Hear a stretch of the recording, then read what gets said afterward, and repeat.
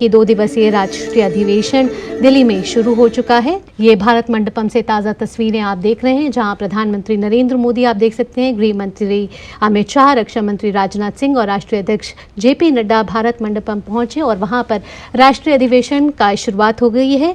और आपको बता दें कि 2 दिवसीय राष्ट्रीय अधिवेशन दिल्ली में शुरू हो चुका है और शनिवार की सुबह यानी कि आज पार्टी के राष्ट्रीय पदाधिकारियों के साथ बैठक हुई है और प्रधानमंत्री नरेंद्र मोदी और राष्ट्रीय अध्यक्ष जेपी नड्डा ने ध्वजारोहण कर दिया। आगे का कार्यक्रम क्या रहेगा?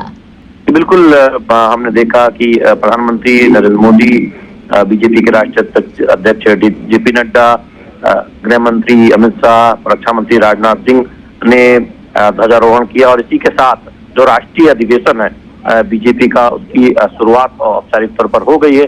सबसे पहले बीजेपी के राष्ट्रीय अध्यक्ष जेपी नड्डा का शुरुआती संबोधन होगा। कोई पार्टी नहीं है जिसका वैचारिक अधिष्ठान टिका हुआ रहा हो, कोई राजनीतिक दल नहीं है। अगर वो दल है तो भारतीय जनता पार्टी है। और अंत्योदय को कार्य रूप देने के लिए हमारे प्रधानमंत्री जी ने उसी को आगे बढ़ाया।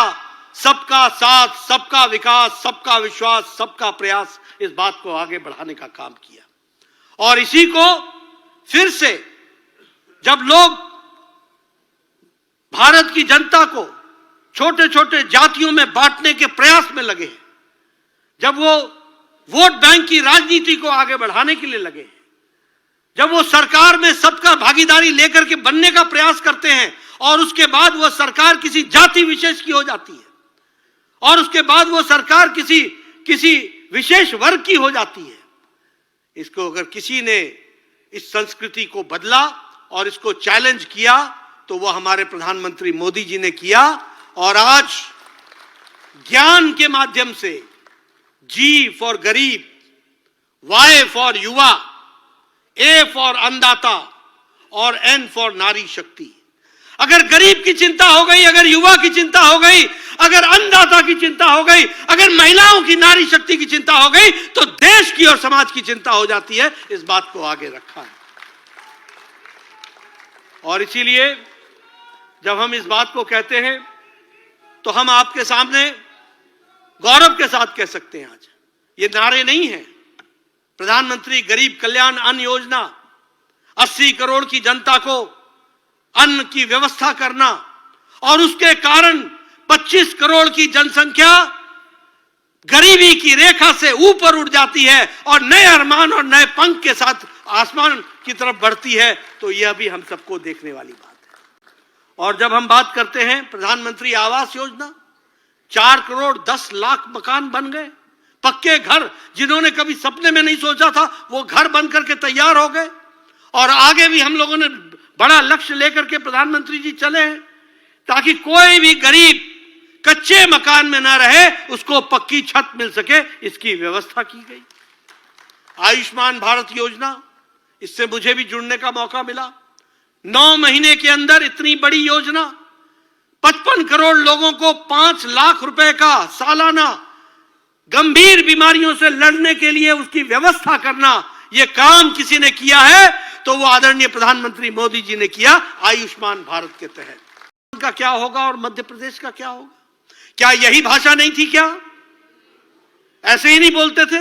वो तो गई, अब तो मध्य प्रदेश सोचो, अब तो राजस्थान सोचो।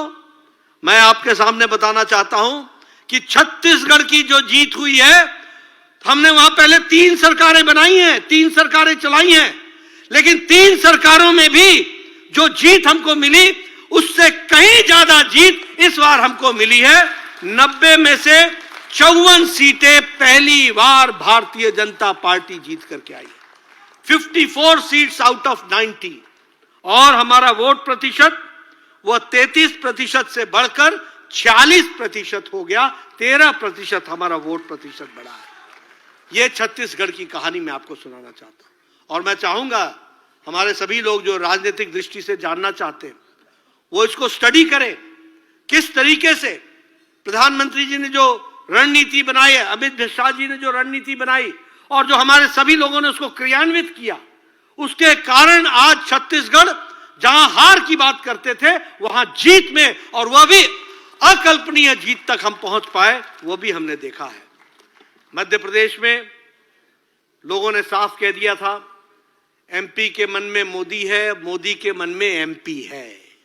ये छू गया था, ये लोगों को रास आया, लोगों ने विश्वास किया कि मोदी के मन में एमपी है और एमपी के मन में मोदी है। लोगों ने इस पर जोड़ाव दिया और वहां भी हम रिकॉर्ड मार्जिन से 2/3 मेजॉरिटी से 230 में से हम 163 सीटें जीत करके आए और वहां भी हम लोगों ने शानदार जीत हासिल की है और हमारा वोट शेयर 41% से बढ़कर के 48% हो गया।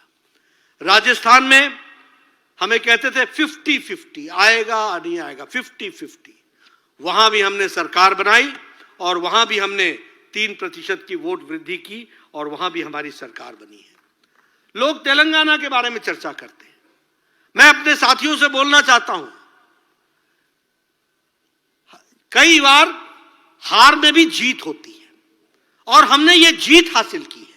तेलंगाना की अगर मैं बात करूं, एक विधानसभा विधायक था हमारा और हमारा वोट शेयर वहां पर 7.1% था। आज हमारा वोट शेयर 14% हो गया, डबल हो गया।